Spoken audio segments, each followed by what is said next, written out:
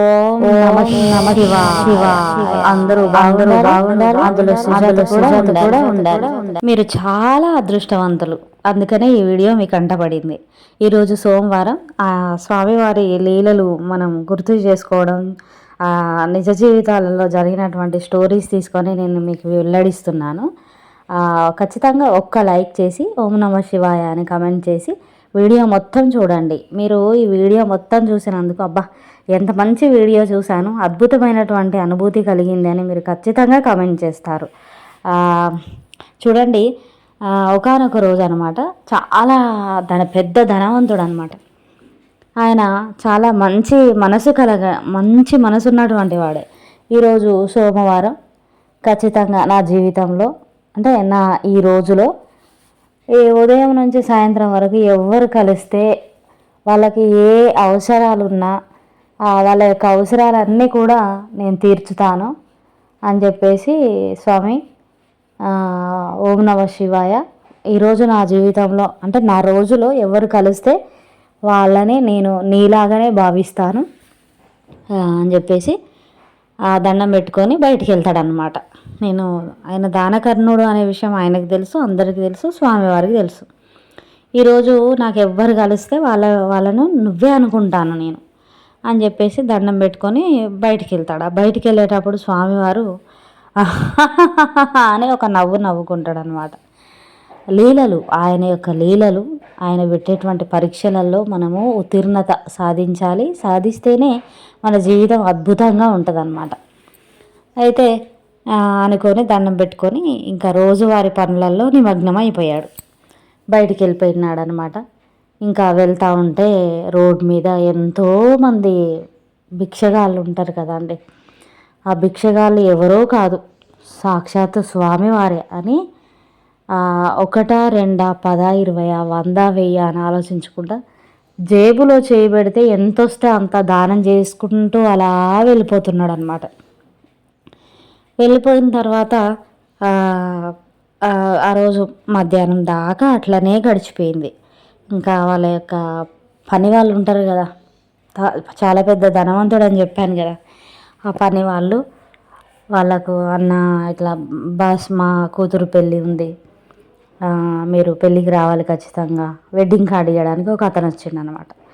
వస్తే wedding card తీసుకోగానే అన్నీ ఓకేనా, అంతా కుశలమేనా, పాప పెళ్ళికి ఏమైనా ఇబ్బందులు ఉన్నాయా చెప్పండి, ఏదన్నా ఉంటే నేను హెల్ప్ చేస్తానంటే, నాకు ఏదైనా ఇబ్బందులు ఉంటే నేను మీకు చెప్తాను కదా, ఏమి ఇబ్బంది లేదు, దయచేసి మీరు నన్ను ఇబ్బంది పెట్టకండి, మీ దగ్గర నేను జాబ్ చేస్తున్నటువంటి వ్యక్తిని, బయట వాళ్ళకి మీరు ఎన్నో చేశారు అది అందరికీ తెలుసు, మీ దగ్గర పనిచేసేటువంటి వ్యక్తిని కాబట్టి మీ యొక్క ఆ దాన గుణంతో నేను చాలా సంపాదించుకున్నాను, నా కృషికి తగినటువంటి ఫలితం మీ దగ్గర నాకు దొరికింది, దయచేసి నా భార్య బిడ్డలకి నేనేం చేయాలో అది చేసుకునేటువంటి అవకాశం కల్పించింది మీరే అండి బాస్ అని చెప్పేసి చాలా కృతజ్ఞతా భావంతో మాట్లాడి ఆ వెడ్డింగ్ కార్డ్ ఇచ్చి వెళ్ళిపోతున్నాడు. సరే, మీ అవసరాని కోసం కాదు, నా తృప్తి కోసం, ఆడపిల్ల అంటే లక్ష్మీదేవికి నేను ఒక గిఫ్ట్ ఇస్తున్నా అని చెప్పేసి వెంటనే ఆగాగు అని చెప్పేసి నా కారులో ఇక్కడ దాకా పోయొద్దాం రా అని చెప్పేసి గోల్డ్ షాప్ తీసుకెళ్ళి ఒక మంచి నెక్లెస్ కొని, ఇది నా గిఫ్ట్ అంటే పెళ్ళిలో పెడదురు కానీ అంటే వద్దులే, ఆయనకి ఇష్టం ఉంటుంది కదా పెళ్ళిలో అట్లా అందరి ముందు నేనే పెడుతున్న పెద్ద నెక్లెస్ మా పని వాళ్ళ అమ్మాయికి అని అట్లా పబ్లిసిటీ చేసుకోవడం ఇష్టం ఉండదు అన్నమాట. అయితే అదే గిఫ్ట్ కొనిచ్చి, ప్లీజ్ నన్ను ఇబ్బంది పెట్టకు, నా సంతోషం కోసం నేను లక్ష్మీదేవికి ఇచ్చేటువంటి కానుక ఇది, మీ అమ్మాయికి ఇచ్చేటువంటిది కాదు అట్లా అనుకోకంటే చాలా మొహమాట పడి తీసుకున్నాడు అనమాట. చూడండి, గొప్ప వాళ్ళ దగ్గర అందరు గొప్ప వాళ్ళే ఉంటారు. ఈయనకి తీసుకోవడం ఎంత ఇబ్బందో ఆయనకి ఇవ్వడం కూడా అంతే ఇంపార్టెంట్. అయితే తీసుకున్నాడు, వెళ్ళిపోయినాడు అనమాట. ఇంకా అలా ఒక 3:30 అవుతుంది టైం. ఆ 3:30, 4 సమయంకి ఒక అతను వచ్చినాడు అనమాట. బాస్, ఈరోజు నేను మీతో మాట్లాడాలంటేనే నాకు చాలా భయంగా ఉంది అని అంటాడనమాట. నేను ఏ రోజైనా మిమ్మల్ని భయపెట్టానా, బాధ పెట్టానా, అంత భయపడాల్సిన, అంత బాధ పెట్టాల్సినటువంటి అవసరం నీకేమొచ్చింది, అసలు ఏంటి ప్రాబ్లం ఫస్ట్ చెప్పమని అడుగుతాడనమాట. అడిగితే నాకు ఒక నెల రోజుల లీవ్ కావాలి. అయితే ఆ నెల రోజులు కూడా నేను హాస్పిటల్కి వెళ్ళాలి. నాకు కిడ్నీ ఆపరేషన్ ఉంది. మనిషికి 2 కిడ్నీలు ఉంటాయి కదా, అందులో ఒక కిడ్నీ మొత్తం స్పాయిల్ అయిపోయింది. ఒకటే కిడ్నీ ఉంది. ఆ ఒక కిడ్నీ కూడా బాగున్నా కూడా ఆ కిడ్నీ పైన నేను నా యొక్క జీవితం గడిచేది. సరే, నా ఆ యొక్క బాధ్యతలన్నీ కూడా కంప్లీట్ అయిపోయి ఉంటే, తీర్చుకున్నట్లయితే పర్లేదులే, ఉన్న రోజులు ఉంటాను, ఆ తర్వాత దేవుడి దగ్గరికి వెళ్తాను అని అనుకునేవాడిని. కానీ నా బాధ్యతలు నేను ఇంకా నిర్వర్తించలేదు. కాబట్టి నేను ఒక కిడ్నీ తీసుకోవాలనుకుంటున్నాను అని చెప్పి చెప్తాడనమాట. అయ్యయ్యో, నీ ఆరోగ్యం కంటే ఆరోగ్యమే మహాభాగ్యం, ఆరోగ్యం కంటే గొప్పదే ఉంది. తీసుకోమ్మా, 1 మంత్ లీవ్ కావాలి కదా, తీసుకో, డబ్బులు ఉన్నాయో లేదో ఈ డబ్బు నీ దగ్గర ఉంచు అని చెప్పేసి ఆ యొక్క కిడ్నీకి ఎంత అయితే అవసరం ఉంటుందో అంతకు డబల్ హాస్పిటల్ ఖర్చులు, 1 మంత్ జాబ్ చేయకపోతే శాలరీ కూడా పోతుంది కదా, ఆ శాలరీ అన్నీ ఇచ్చి, ఇంకా నీకు ఏ అవసరం ఉన్నా నాకు ఒక ఫోన్ కాల్ చెయ్యి అని చెప్పేసి నేను వెంటనే నీకు ఏ సహాయమైనా చేస్తా, మొహమాట పడకు, నేను ఒక బాస్ అనుకోకు, నీ ఫ్యామిలీ మెంబర్ అనుకో, నీ తల్లిదండ్రులు లాంటి వాడిని అనుకో, నీ తోడబుట్టిన లాంటి వాడిని అనుకో అని చెప్పేసి బాగా భరోసా ఇచ్చి పంపిస్తాడనమాట. పంపిస్తే ఇంకా థ్యాంక్స్, ఇంతకంటే ఇంకేం కావాలి అని చెప్పాను కదా, గొప్ప వాళ్ళ దగ్గర అందరు గొప్ప వాళ్ళు ఉంటారని చెప్పాను కదా. ఇంకా వెళ్ళాడనమాట. వెళ్ళగానే నేను కూడా ఎవరికి ఏది అవసరమైతే అది ఇస్తాను అని స్వామివారికి చెప్పాను. ఈరోజు నాకు మండే ఎవరైతే అవసరం ఉండి వచ్చారో నా దగ్గరికి అందరికీ నేను హెల్ప్ చేశాను అని బాగా తృప్తి పడ్డాడు అనమాట. తృప్తి పడి ఇంటికి వెళ్ళి మళ్ళీ ఈవినింగ్ పూజ చేసుకుంటారు కదా స్వామివారికి. ఈవినింగ్ పూజలో నేను ఈరోజైతే నాకు ఉన్నది ఎవరికి ఏది అవసరమైతే అది ఇచ్చాను స్వామి, నేను గెలిచాను అని చెప్పేసి నేను అనుకున్నది చేశాను, ఆ ప్రతిదీ కూడా నేను మీకే ఇచ్చాను అని సంబరపడిపోతా ఉన్నాడు దేవుడి దగ్గర. అయితే పొద్దున స్వామివారు నవ్వారు కదా, ఎవరికి ఏది అవసరం ఉంటే అది నేను ఇస్తాను, నీకే ఇచ్చానని అనుకుంటాను అని చెప్పి దండం పెట్టుకొని పోయేటప్పుడు స్వామివారు నవ్వారు కదా, అది వినిపించలేదు. కానీ ఇప్పుడు మాత్రం స్వామివారు అతనికి వినిపించేలాగానే పెద్దగా నవ్వేశారు. నవ్వుతే ఎక్కడి నుంచి ఒక వాణి వినిపిస్తుంది, నవ్వినట్టు వినిపిస్తుంది, ఎక్కడిది అదే అని చెప్పేసి చూస్తే అది స్వామివారి నవ్వు అనమాట. అయితే ఏంటి మీరు నవ్వారా అని చెప్పేసి నా భ్రమణ అయినా నేను చాలా పరమ భక్తుని కదా, స్వామివారు నవ్వింది నాకు వినిపించింది, సంతోషపడి నవ్వారులే అని చెప్పేసి చక్కగా ఆ రోజు ఉపవాసం ఉంటాడు. అది చక్కగా ఉపవాస దీక్ష విరమించి కడుపు నిండా భోజనం చేసి చక్కగా పడుకున్నాడు అన్నమాట. ఇంకా పడుకుంటే ఆ రోజు రాత్రి నిద్రలో స్వామివారు వచ్చి సాక్షాత్ ఇదిగో మనకి ఇక్కడ కనిపిస్తున్నారు కదా పార్వతీ పరమేశ్వర్లు, అలాగనే ప్రత్యక్షమయ్యారు కలలో. కనిపించి పెద్దగా నవ్వుతుంటే, స్వామి ఈరోజు మీరు ఈవినింగ్ పూజలో నవ్వింది నాకు వినిపించింది, ఇప్పుడు మీరు సాక్షాత్ కనిపిస్తున్నారు అని చెప్పేసి. కళ అంటే ఇంకా మనం కళ అని తెలియదు కదండి, కళలో ఉన్నప్పుడు అది నిజంగా మాట్లాడేస్తాం కదా. కానీ నాకు చాలా ఆనందంగా ఉంది, నా యొక్క పూజకి మెచ్చి మీరు నాకు ప్రత్యక్షమైనందుకు అని చెప్పేసి అని అంటాడు. అంటే మళ్ళీ నవ్వుతాడు. అయితే స్వామి మీరు నవ్వే బదులు నాతో మాట్లాడొచ్చు కదా అని అడుగుతాడు అనమాట. ఎవరికి ఏది కావాలంటే అది ఇస్తా అన్నావు, మరి నువ్వేమో డబ్బులు ఇచ్చావు. డబ్బులు కాదు కావలసింది, ఆయనకి కిడ్నీ కావాలి, ఎవరైనా ఇస్తే కిడ్నీ ఆపరేషన్ చేసుకుందాము అని చెప్పాడు కదా, మరి అతనికి నువ్వు కిడ్నీ నేను ఇస్తాను, నువ్వు ఎందుకు ముందుకు వెళ్ళలేదు అని అడిగాడనమాట. అడిగితే అయ్యయ్యో స్వామి, ఈ విషయంలో నేను అపరదాన కర్ణుణ్ణి అన్నట్టు ఫీల్ అవుతూ ఉంటాను, కానీ నేను నా యొక్క దాన గుణంలో ఎంతో కొంత లోపం ఉందని మీరు తెలియజేశారు అని చెప్పేసి అక్కడనే స్వామి నన్ను క్షమించు స్వామి అని చెప్పేసి దండం పెట్టుకుంటాడు అనమాట. 2 కాళ్ళ మీద పార్వతీ పరమేశ్వర్ల కాళ్ళ మీద పడి దండం పెట్టుకుంటాడు. వాళ్ళ ఆవిడ పక్క నుండి ఏమండి ఏంటండి అంత తప్పు ఏం చేశారండి, మీరు మిమ్మల్ని భర్తగా పొందడం నా అదృష్టం, మీరు చాలా మంచి వాళ్ళు, మీరేం తప్పు చేయరు, అంతలా కలవరిస్తున్నారు ఏంటండి అని చెప్పేసి తడుముతుంది అనమాట. అతని ఛాతీ మీద చేస్తే తడుముతుంది అనమాట.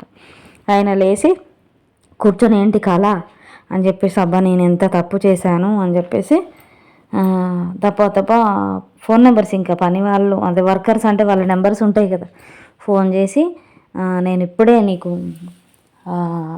కిడ్నీ ఇస్తాను, ఏ హాస్పిటల్లో ఉన్నావు నువ్వు అని అడిగితే, అయ్యయ్యో నేను హాస్పిటల్లో ఉండడం ఏంటి బాస్, నేను చక్కగా హ్యాపీగా పడుకున్నాను, ఈరోజు రాత్రి మీరు ఇంత పెద్ద అర్ధరాత్రి నాకు కాల్ చేసి మీరు